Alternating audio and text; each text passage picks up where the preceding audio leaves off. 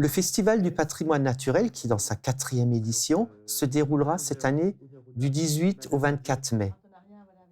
Nous faisons cet appel à projet aujourd'hui pour recueillir des candidatures de partenaires qui œuvrent, qui s'impliquent sur le territoire au niveau de la préservation de l'environnement et également de la connaissance de la biodiversité. Donc ces partenaires peuvent être des associations naturalistes, mais ça peut aussi être des initiatives privées ou alors des partenaires institutionnels. Donc pour déposer des projets, soit des projets de visite ou alors de conférences ou tout autre format, donc pour faire découvrir à nos concitoyens la magnifique biodiversité, les magnifiques paysages naturels qu'on a autour de nous. Ce projet passe par l'Office de tourisme, qui est finalement la plaque tournante de l'organisation. C'est-à-dire que les fiches de projet sont sur le site de l'Office. On peut les télécharger ou bien venir les récupérer tout simplement. On les remplit, on les dépose ou on les télécharge. Et ensuite, un jury va délimiter les différentes candidatures. Les critères retenus sont, en premier lieu, déjà le patrimoine naturel. En deuxième lieu, la gratuité des manifestations, car ça se calque également sur le Festival du patrimoine en septembre, où tout est gratuit, donc pour avoir une ouverture pour toutes les personnes. Il y a plusieurs intérêts pour les partenaires. Déjà, partager leurs connaissances auprès du grand public, mais aussi se faire connaître, profiter de la publicité, de l'expertise de l'Office de tourisme. La date limite de dépôt des candidatures est le 20 mars. Vous pouvez déposer le dossier soit directement à l'Office de tourisme ou sur le site de l'Office de tourisme par voie électronique. Tous les documents, le dossier de candidature, le cahier des charges est sur le site internet de l'Office de tourisme.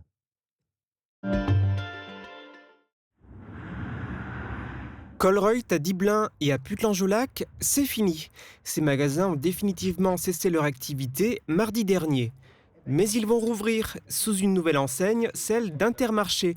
Les clients pourront s'y rendre dès le 22 avril et constater les changements. Aujourd'hui, donc, sur l'Intermarché de Dibelin, on a 9 collaborateurs et sur celui de Putelange, on en a 12. On passera respectivement sur 16 collaborateurs pour chaque magasin. On va principalement embaucher sur les rayons traditionnels et on va renforcer les équipes du frais libre-service. Un axe particulier aussi sur les fruits et légumes qui est aujourd'hui un fer de lance pour notre enseigne. Derrière ça, on va ramener d'autres services extérieurs du type laverie automatique, photomaton. On va aussi faire relais colis. Les travaux coûteront environ 1,5 million d'euros par magasin. Le rachat de ces 2 Colruyt par Intermarché est vu d'un très bon œil par les salariés. L'ensemble des équipes est conservé. Je le verrai comme une aubaine. Pour nous déjà, pour le changement, pour la nouveauté et pour l'évolution de chacun. Puisque certains vont changer de poste et avoir une évolution. En matière de changement notable pour les clients, il devrait y avoir 3 fois plus de références de produits qu'avant. Les prix devraient eux baisser de 5%. Voilà. Alors, les filles, aujourd'hui, pour l'anniversaire de Charlotte, on va faire une compo de table. En manque d'inspiration pour célébrer l'anniversaire de votre ado, cette initiative peut vous intéresser. Depuis 1 an et l'ouverture de son Café Fleurs, Sandrine propose des ateliers suivis d'un goûter. L'occasion pour les participants de passer un bon moment en créant. Aujourd'hui, ses amis vont apprendre à réaliser une composition de table. Le matériel est fourni et après, les participantes retourneront chez elles avec leur création. En compagnie de Sandrine, elles apprennent à disposer élégamment fougères, roses et autres germini, tout en découvrant en 2-3 tours de main comment nouer un joli ruban. Fil de fer, on le met autour. On noue. Et on a notre petit ruban. Ouais. Et après, on le pique dans la compo. C'était bien, on a appris plein de choses et maintenant on peut savoir comment on fait des bouquets de fleurs. Franchement, j'ai trouvé que c'était hyper sympa à faire. C'était aussi très amusant. Et puis, on a bien rigolé aussi, c'était trop bien. Appréciée des participantes, cette activité apporte aussi à la gérante beaucoup de satisfaction. Je le fais pour le plaisir, parce que j'aime bien voir le contact. Et c'est une autre façon de travailler aussi. On est plus... c'est plus intime. Et on se raconte des fois des petites histoires, voilà, que j'aurais pas eu forcément si la personne serait venue en tant que cliente. Les clientes viennent, voilà, faites-moi un bouquet, je lui fais un bouquet, et puis voilà, merci, au revoir. Tandis que là, on prend le temps, on partage. C'est ce partage qui me plaît. Après l'atelier, le partage continue avec un goûter. Charlotte et ses amis prennent place autour d'une table bien décorée. Je trouve que c'est très très joli ce qu'elle a fait. J'aime bien toutes les petites décorations et les fleurs aussi du coup.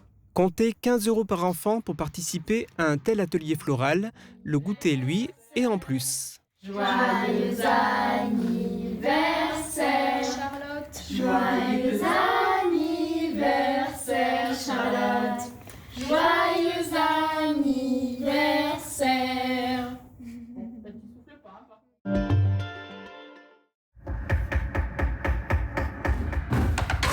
Un monde imaginaire et artistique inspiré par les profondeurs et l'univers des spéléologues. C'était l'an dernier au festival Vovox. Cette année, le festival fait son grand retour et nous embarque dans de toutes nouvelles aventures ludiques et créatives. Je l'envoie paître dans l'espace d'un coup de pied dans le pompon. On verra bien s'il va rigoler lorsqu'il se verra propulsé vers une toute autre dimension. Et ça commence dès le 6 mars à 20h avec le spectacle Barcella, un conte musical jeune public à retrouver à la Halle Verrière de Meisenthal. En venant à ce spectacle, vous allez découvrir l'histoire de Tourne-Pouce, un petit personnage qui va se promener dans la montagne. À savoir que Barcella est un artiste assez connu du grand public, déjà par le biais d'autres albums. Mais là, pour ce spectacle, Barcella ouvre quelque chose sur du jeune public, assez exclusif, parce que l'album n'est pas disponible autre part que si on vient au concert. Des siestes musicales, des concerts de sensibilisation et quelques ateliers seront également proposés aux enfants. Avec un travail autour de l'image du Vovox, que les élèves auront une semaine avec Alan Paillon, un artiste où ils vont pouvoir découvrir et essayer de trouver par eux-mêmes ce que représente le Vovox dans la création de masques. Un festival qui reste ouvert au jeune public avec l'accueil de classes scolaires. Des sessions pour le grand public sont également au programme avec une sélection artistique encore plus ambitieuse cette année. On a souhaité vraiment irriguer tout le territoire et on a doublé le nombre de spectacles. Donc on est passé sur 8 spectacles différents avec une quinzaine de représentations qui sont déclinées dans différents lieux aux 4 coins du territoire. Le travail de repérage des spectacles, repérage artistique commence en général une année, voire 2 ans en amont. On va tout simplement aller voir des spectacles, aller vivre les expériences avec les enfants, voir comment les enfants réagissent, comment les artistes interagissent avec eux. Le festival Vovox est organisé par la CCPB en partenariat avec la Halle Verrière. La majorité des spectacles et ateliers sont gratuits, alors si vous aussi vous souhaitez être de la partie, n'hésitez pas à réserver en avance pour être sûr de pouvoir profiter d'un moment privilégié avec les artistes.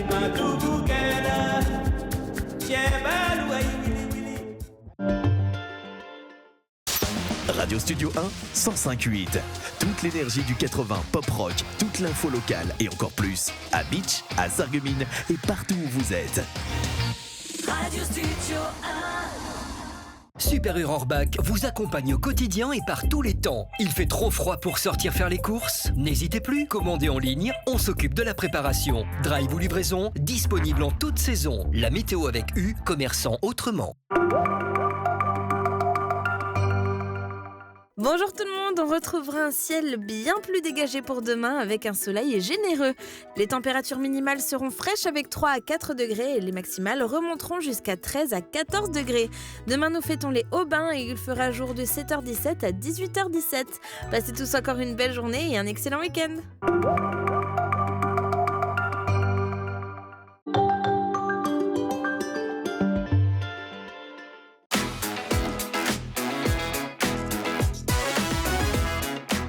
Les voix de la Terre se font entendre avec Mireille de Plate.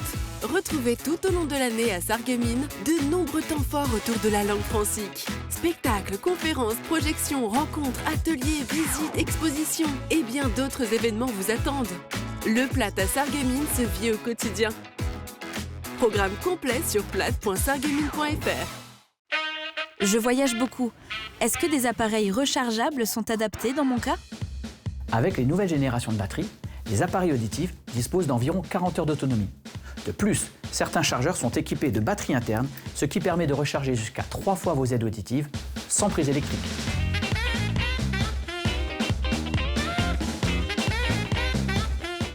En France, une personne sur 10 est concernée par une maladie rénale et souvent, elle l'ignore. Diabète, hypertension, surpoids, âge, certains facteurs augmentent le risque. Un dépistage précoce vous donne la capacité d'agir et de protéger vos reins. Pendant la Semaine nationale du Rhin, du 7 au 14 mars, informez-vous et faites-vous dépister gratuitement. Un événement France Rhin. Pour en savoir plus, francerein.org. Protégeons nos reins, c'est vital. Parlez-en à votre médecin.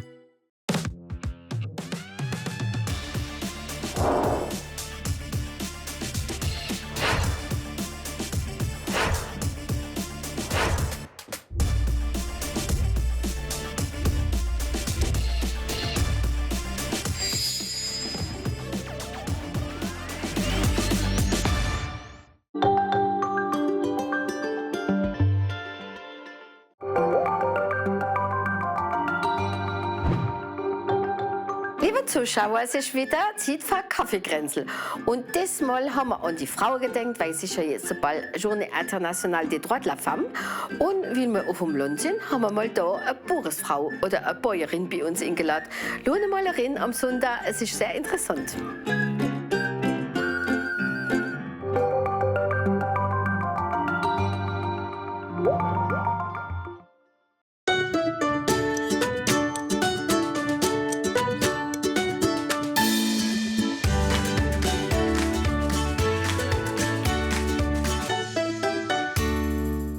Bienvenue dans cette nouvelle aventure en immersion. Aujourd'hui, je suis au cœur du Pays de Bitche, à la ferme du Kleinwald.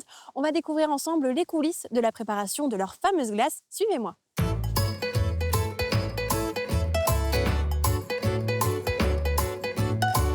Bonjour Richard. Bonjour.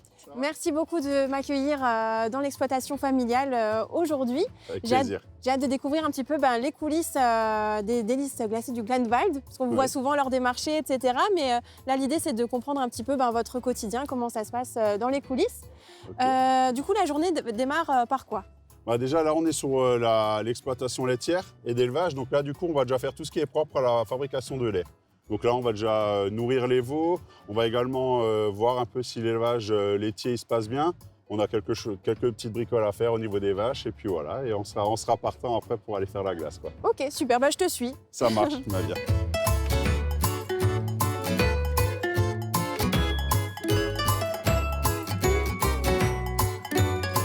Là, on est dans le bâtiment où il y a la production laitière qui est effectuée avec le robot de traite, le robot de raclage qui va ramasser effectivement les excréments des vaches toute la journée. Mais la première étape qu'on va faire, c'est nettoyer leur logette. C'est un peu leur matelas pour dormir. Donc ça, c'est la première étape qu'on fait quand on arrive le matin. C'est un peu leur nettoyer déjà l'endroit où ils dorment la nuit, quoi. Okay. Donc ça, on peut déjà le faire ensemble. Alors là, tu vois, c'est ce qu'on appelle les logettes. C'est là où elles vont dormir, se reposer la journée aussi. Donc elles ont été calibrées pour que les bouses tombent dans le passage où il y a un robot automatique qui passe toute la journée ramasser. Mais il peut arriver parfois que c'est sur les logettes, sur les fameux matelas où ils dorment. Donc le but là, déjà, la première étape, c'est d'enlever tout ce qui est un peu impropre et après on va de nouveau remettre de la paille. Pour qu'elle soit le plus à l'aise possible. C'est ça, le but c'est qu'elle soit le plus à l'aise possible, le plus propre possible aussi pour la traite après. Ouais. Ça évite également que la vache soit trop sale lors de la traite. Donc voilà, l'idée c'est simplement de faire ça. Donc ça, si tu veux le finir, soit arrangé. Ouais. Et moi, après, je vais passer derrière toi avec de la paille pour faire propre.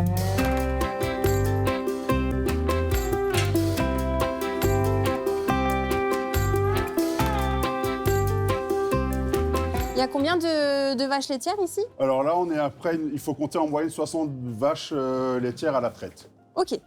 De manière permanente. Après, ça varie en fonction de celles qui sont malades, celles qui vont mettre naissance et des choses comme ça, quoi. Là, c'est une machine assez particulière. Qu'est-ce que c'est? Ouais, alors ça, c'est le fameux robot de traite. Donc ça, c'est l'outil indispensable du coup, pour la traite des vaches. C'est celui-ci qui remplace du coup, tout ce qu'on faisait manuellement avant.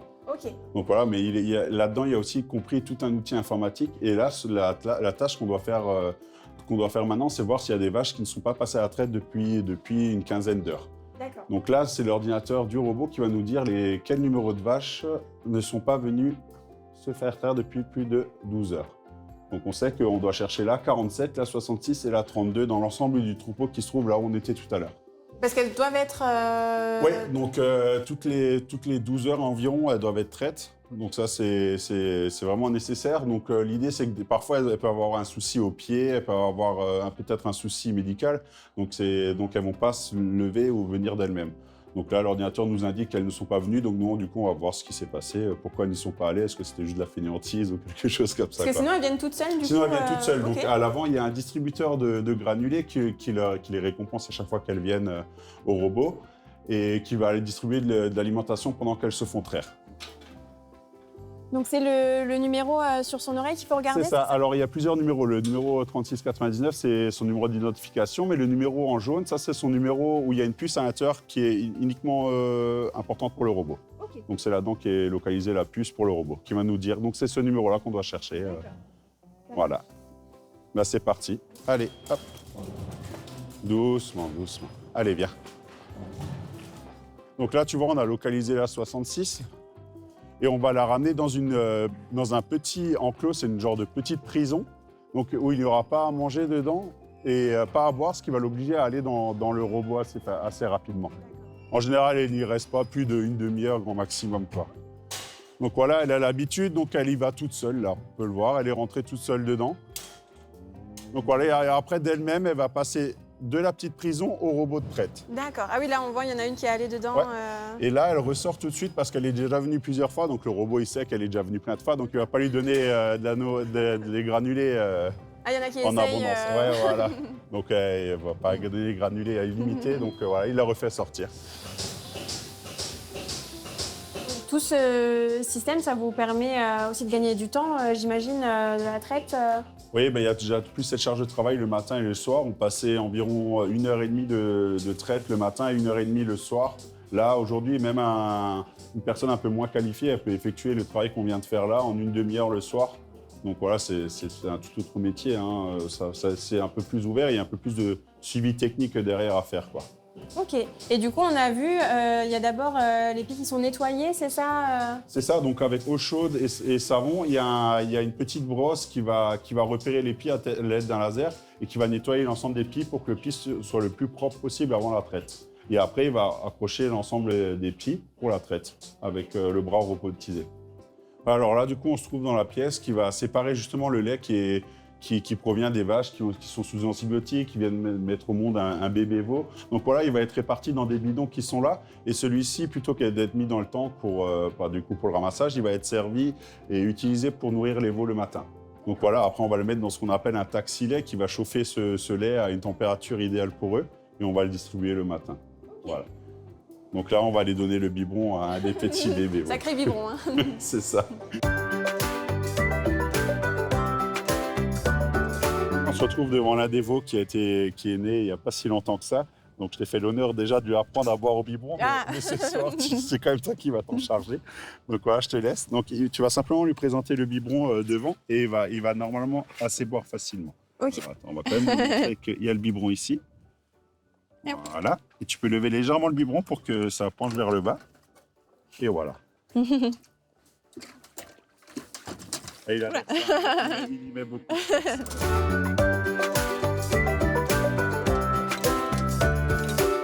Donc là, on se retrouve avec du coup les veaux qui sont du coup classés par ordre de naissance, plus ou moins. Donc ici, c'est là où ils vont recevoir encore le plus de lait. Et après, quand on va arriver au bout du cycle, c'est là où ils vont être sevrés de lait. Ils ne recevront plus que les aliments en granulés. Et après, ils vont basculer soit à l'extérieur dans les parcs ou soit dans un bâtiment d'engraissage. Ok. Et jusqu'à quel moment, après, ils pourront rejoindre l'exploitation Si c'est une femelle, au bout d'à peu près 2 ans, elle va peut-être commencer à avoir sa première grossesse. Et idem pour le mâle, il va être dans la viande au bout de 2 ans et demi.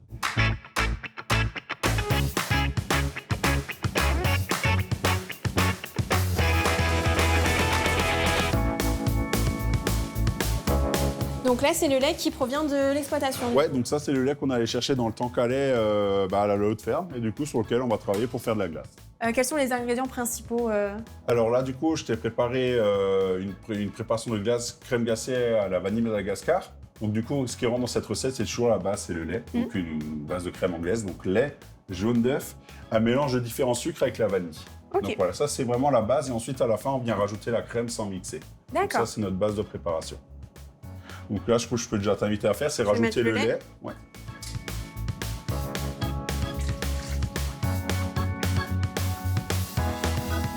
Du coup, là, maintenant qu'on a rajouté le lait et les jaunes d'œufs, on va y incorporer les sucres ainsi que la vanille. Donc je mets tout d'un coup? Ah oui, tu peux tout mettre d'un coup. Ouais. On a rajouté le sucre à la préparation, on va pouvoir simplement mixer l'ensemble.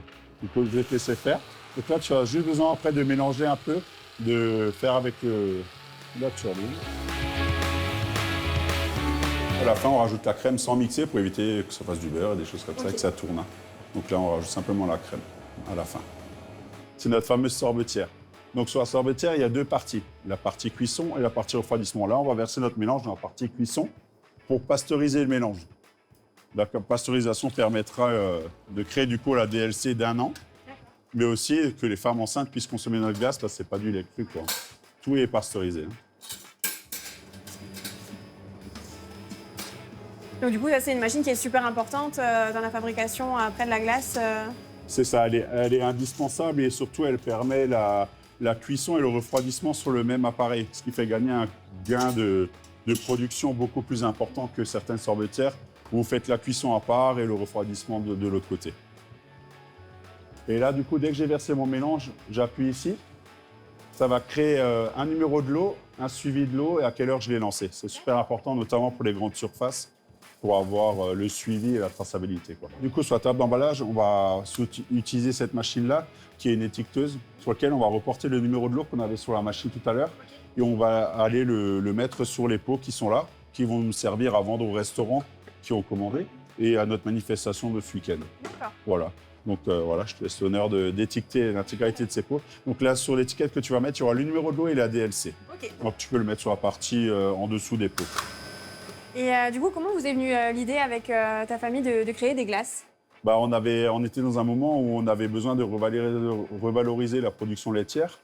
Et mon frère avait déjà ça en tête d'un peu plus longtemps que moi. Et puis on a eu l'occasion de la goûter sur un salon à Metz. On a trouvé ça l'idée géniale. Et on s'est dit, on va une fois voir, on va faire venir ceux qui nous proposent le concept. Et finalement, en 2 mois, on s'est décidé. Et en décembre 2017, on avait sorti déjà nos premières bûches et on avait lancé le concept en septembre, quoi, donc 2017. Donc ouais, c'est venu un peu vite, mais c'était vraiment un coup de cœur gustatif, quoi. Et ça fonctionne bien parce que maintenant on les voit partout, quasiment dans le secteur. Ouais, c'est ça. On est quasiment présent dans l'intégralité des supermarchés de notre secteur. On est un peu partout sur les manifestations. Donc c'est un produit qui vient être reconnu de plus en plus, donc c'est bien, quoi. Notre mélange est arrivé à température. Il a atteint le degré de pasteurisation de 84 degrés. Donc là, il va descendre dans la partie inférieure de la machine, donc ce qui va procéder au refroidissement. Donc là-dedans se trouvent des couteaux qui vont procéder au foisonnement naturel, mais on ne va pas y incorporer de l'air comme le ferait un industriel.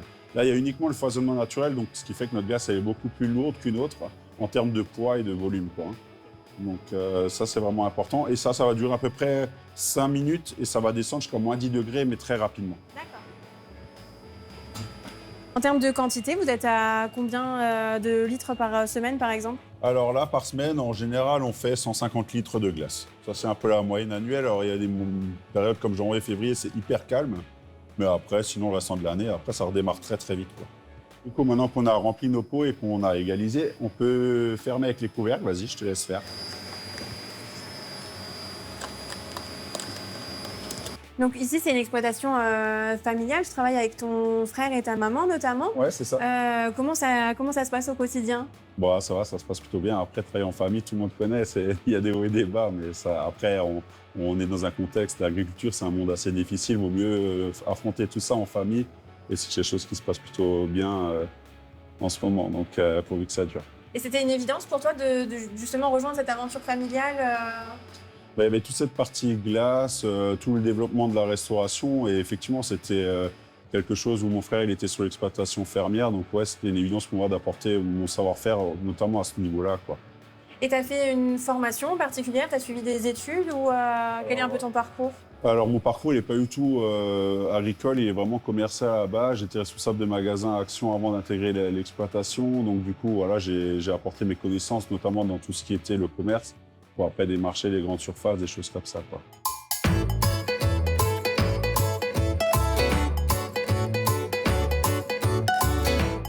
Donc ici, vous voulez aussi aussi de plus en plus miser sur la restauration, c'est ça? Ouais, c'est ça. Alors là, on se retrouve dans un ancien poulailler qui a été entièrement réaménagé, nettoyé, désinfecté pour proposer la restauration. Donc ça, c'est quelque chose qu'on a lancé l'année dernière et qu'on va redoubler cette année. Donc ça, c'est vraiment un objectif, c'est de développer vraiment la restauration et le mode glacier à la ferme. Ok, et du coup, en restauration, qu'est-ce qu'on peut retrouver? Alors, on retrouve notre classique burger. Celui-ci, il est en constant sur la carte et on peut manger ça de 11h30 à 17h le soir, en continu, en même temps que les glaces. Et toutes les semaines, on a un nouveau menu. Okay. Donc, et cette année, on va également lancer toute nouveauté, c'est la pirade. Donc, pirade à partager pour 4 personnes, avec la viande de la ferme et tout, ça va être vraiment super. Et ça fonctionne bien au niveau des personnes du secteur qui aiment venir justement à la ferme sur place? Ouais, c'est ça. Donc l'année dernière, sur l'ensemble des menus, on avait toujours après une quarantaine, cinquantaine de personnes qui s'inscrivaient et une vingtaine qui se rajoutaient pour venir consommer de la glace, pour manger un burger dans l'après-midi. Donc tout ça, on avait quasiment complet l'année dernière à chaque fois. Donc on a pu bien suivre un petit peu tout le cheminement de l'exploitation jusqu'au produit de la glace. Donc merci beaucoup pour toutes ces explications. Toi, au final, qu'est-ce qui te plaît le plus dans ton activité, dans ton quotidien ici? Comme tu as pu le voir, on a touché à plein de métiers différents. C'est l'absence de routine, tu vois. On va autant être sur l'exploitation, travailler avec les animaux, mais après aussi sur la pâtisserie, la glace. Après, il y a tout le côté démarchage, la cuisine. Ouais, en fait, ça prend un panel extrêmement large de métiers. Et c'est ça, en fait, qui est vraiment bien dans ce qu'on fait aujourd'hui, quoi. Ok, encore une fois, merci beaucoup. Bonne continuation à toi et toute ta famille. Merci. Et merci aussi à vous de nous avoir suivis. Je vous dis à très bientôt pour une nouvelle aventure en immersion.